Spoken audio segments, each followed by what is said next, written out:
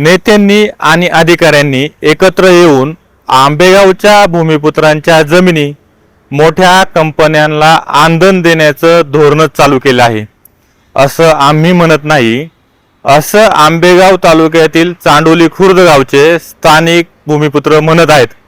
शेतकऱ्यांच्या नरडीवर पाय देऊन खाजगी कंपन्यांचे प्रकल्प कसे उभे केले जात आहेत, प्रशासनाचा फौजफाटा नेमका कुणाच्या बाजूने उभा राहतो आणि भूमिपुत्रांचा आवाज कसा दाबला जातो हे दाखवणारा चांडोली खुर्द मधील हा 12 ऑगस्टचा व्हिडिओ पहिल्यांदा पहा।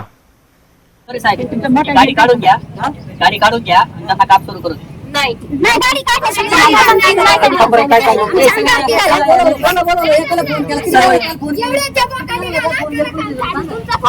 एक माणसाला फोन केला सर।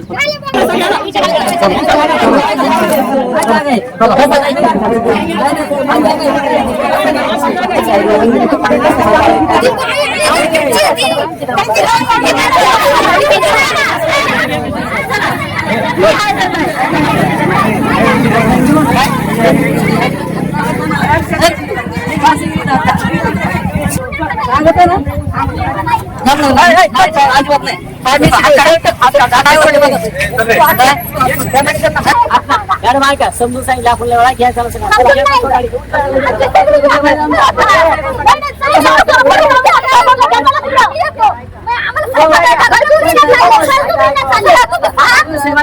आम्ही लय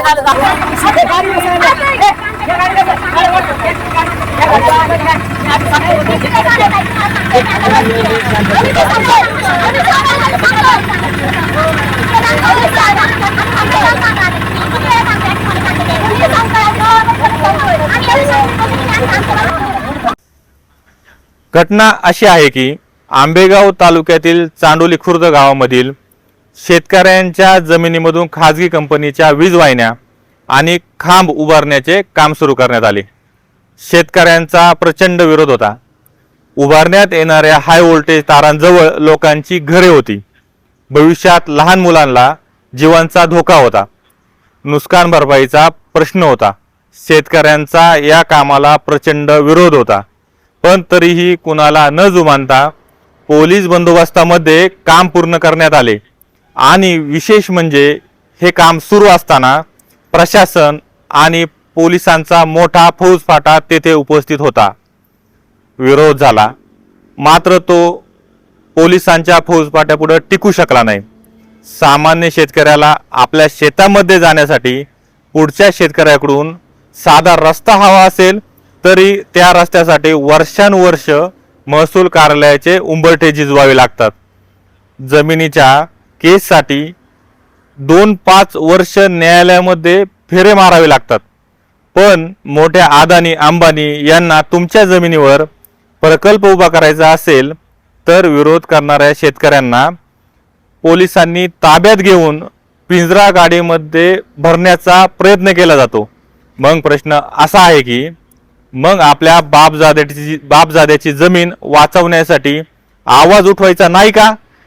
आज चांडोली खुर्दच्या शेतकऱ्यांवर ही वेळ आलेली आहे। उद्या तुमच्या जमिनीवरती ही वेळ येऊ शकते। आज चांडोली खुर्दमध्ये छोट्या प्रमाणावर जे घडलंय तेच उद्या मोठ्या प्रकल्पांच्या नावाखाली जुन्नर आणि आंबेगावच्या अनेक गावांमध्ये घडणार आहे। मग या सगळ्या घटनांकडे पाहिल्यानंतर एक प्रश्न नक्कीच उपस्थित होतो की लोकशाही खरंच उरली का? लोकशाही खरंच सर्वसामान्य लोकांसाठी उरली आहे का? सामान्य शेतकऱ्याला न्याय मिळवण्यासाठी वर्षानुवर्ष लढावं लागतं। शेतकऱ्याची जमीन ही फक्त सातबाऱ्यावरची नोंद नाही, ती त्याच्या अनेक पिढ्यांची ओळख आहे। ती जमीन कोणत्याही कंपनीला वापराला द्यायची किंवा नाही याकरता शेतकऱ्याला विचारात घेणं गरजेचं आहे। सर्वसामान्य माणूस न्यायासाठी ज्या न्यायव्यवस्थेकडे शेवटची आशा म्हणून पाहतो त्या न्यायव्यवस्थेवर आता विश्वास राहिलेला नाही। आता जायचं तरी कुठं? आज वेळ चांडोलीच्या शेतकऱ्यांवर आहे, उद्या ही वेळ आंबेगाव जुन्नरच्या प्रत्येक भूमिपुत्रावर येऊ शकते। तुमचा फ्लॅट, घर, बंगला, व्यापारी गाडे, दुकान, जागा, शेतजमीन, प्लॉट्स विकायचे आहेत का? विकायचे असतील तर आजच आमच्याशी संपर्क साधा।